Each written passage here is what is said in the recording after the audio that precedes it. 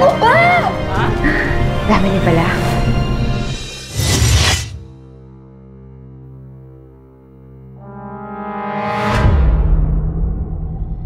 Naiintindihan mo ba?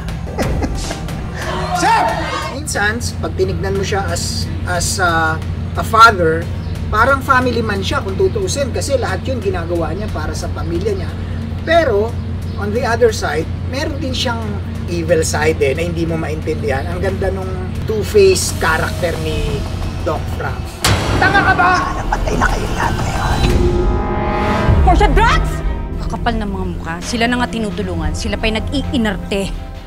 Yung soft spot naman sila. Hindi naman siya kumisigaw. Tao lang siya that she was just drawn into this crazy world. I know that she has a good heart pa rin siya. Sana makita pa yun.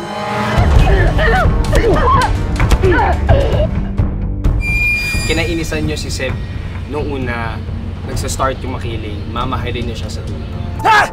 Tera family, complicated lahat eh. Oo, parang hindi kami bonded as a family, parang masyado kami nag-focus sa business namin.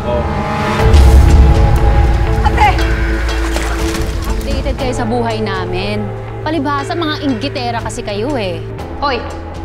Pakikilala ko lang ulit ang sarili ko sa'yo. Si Rose kasi, ayun nga, sa umpisa, kontrabida, inaaway niya si Amira. Pero yun pala, siya yung klase na kapatid na kahit inaaway niya yung kapatid niya, parang sinasabi niya na, mahal ko yung kapatid ko, so ako lang yung pwedeng mang-away sa kanya. Ganun si Rose. So, hindi siya totally kontrabida. Kontrabida siya sa mga nang-aaway sa kanyang pamilya. Desperada! Mag-ingat kayo sa sinasabi niyo tungkol sa nanay ko.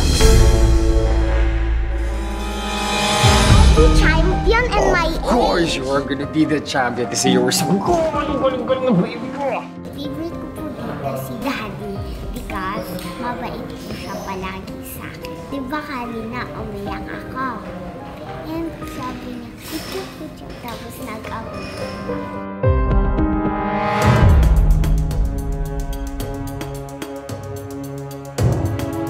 Sinasabi ko, kayo ang pinapanood, hindi ako.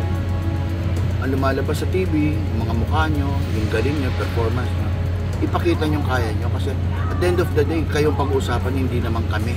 Wala ko itatapon eh. Sabi ko nga, ang galing nung nag-cast nito, ang galing-galing ng pagkakalagay natin ng mga artista sa bawat karakter na ginagampanan nila kasi pumasok sila sa karakter nila, hindi yung karakter yung pumasok, sila mismo yung pumunta sa karakter nila.